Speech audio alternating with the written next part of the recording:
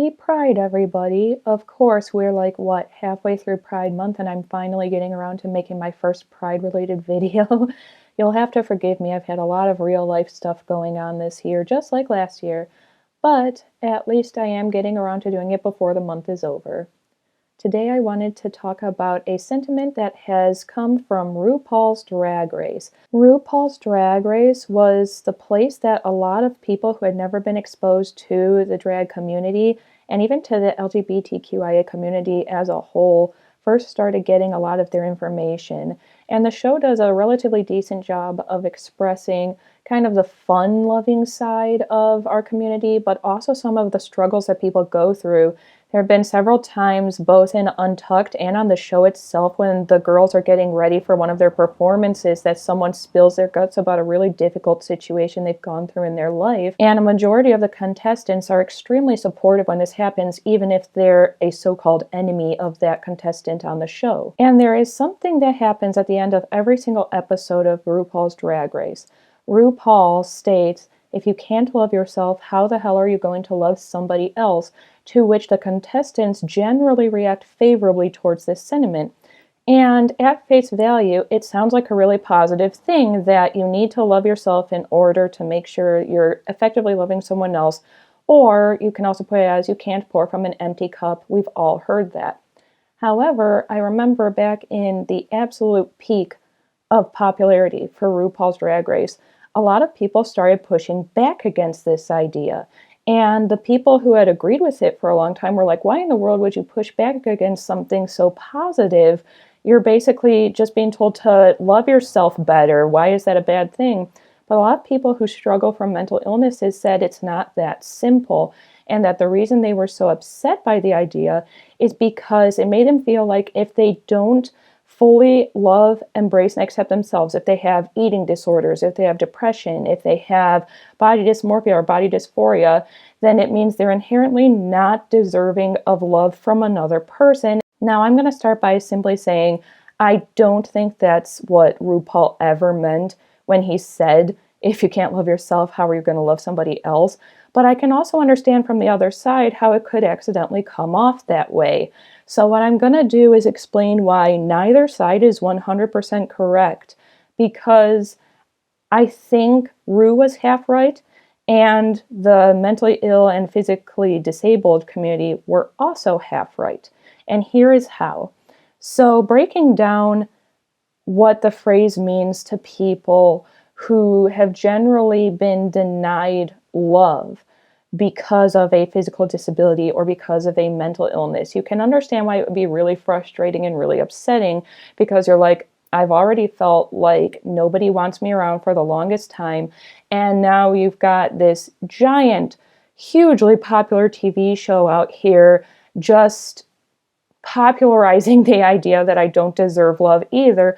And the other side is like, well, all we want is for you to love yourself. Why is it so difficult for you to see yourself the right way? You've probably heard, if you're someone who does struggle with mental illness or who is, I wish that you could see yourself through my eyes. And that's a very beautiful idea. I think a lot of us wish that our friends, our family, our partners who are struggling through something could see themselves the way that we see them, because let's face it, no matter how much you do love yourself, no matter how great your self-esteem seems to be, we will never be able to fully see ourselves the way other people do. We will never be able to see ourselves as beautifully as other people see us, or love ourselves as much as someone else, because they're not living inside of us. They're seeing the positive side of our life, but until we tell them some of the crap that we have to deal with on a daily basis, that's all they see is the good stuff. And let's face it, even though we're getting better as a whole on social media at depicting every aspect of our life, a majority of people still just go on breaks from social media when they're going through a hard time, because they don't want their audience to see that. They're like, nope, if I'm suddenly being a Debbie Downer, they're all going to unsubscribe. They're going to want nothing to do with me. I can't put this out there. And the same thing can be said about real life too, not just social media. a lot of us before social media even existed would be like, I don't want, Uncle so-and-so to think that I'm not completely happy in my life. I don't want my parents to think that I've made a mistake. Therefore, I'm going to pretend to be happier than I am right now. And it's sad. You really shouldn't have to feel that way, but we're human and it happens. It's just another way of expressing what we're feeling at the time. So here's my full 2 cents, my opinion on this entire matter. I think every relationship, and I'm talking like romantic relationships mostly, but this goes for family, friends, anything like that as well. I think every close relationship needs to be symbiotic, not parasitic. And before everyone just demolishes their keyboards, let me explain this a little bit. I am not saying that physically disabled people and mentally ill people are parasites. Obviously, I'm one of those people. Why would I call myself a parasite? What I'm saying is that in any relationship, regardless of physical ability, regardless of mental health status, there has to be an equal amount of give or take. Yes, there are going to be times throughout the relationship, especially if it's long term, where one of you has to pick up more of the slack than the other. That's normal. That's okay. Say, for example, that one of you gets into a horrible car accident. Obviously, the other one's going to have to pick up the slack and take care of you until you're well again. If one of you has a complete mental health collapse, the other one's going to have to pick up the slack and take care of you again. When I say that a relationship needs to be symbiotic and not parasitic, what I mean is that while it is completely normal and acceptable for you to have those falls where you desperately need your partner to just pick things up and make sure that you're okay and taken care of, and you notice that your partner is exhausted now, they're tapped out, they have nothing left to give, that cup is empty and they can't squeak any drops out anymore, you need to do the same for them that they did for you. You need to make sure that even if you're still kind of having a hard time, if you see your poor partner really hanging on by a thread, make sure you do something kind for them, that you see how they're doing, you check in with them, you treat them the way that they've treated you this entire time and made you feel like you're welcome, loved, and accepted no matter what you're going through.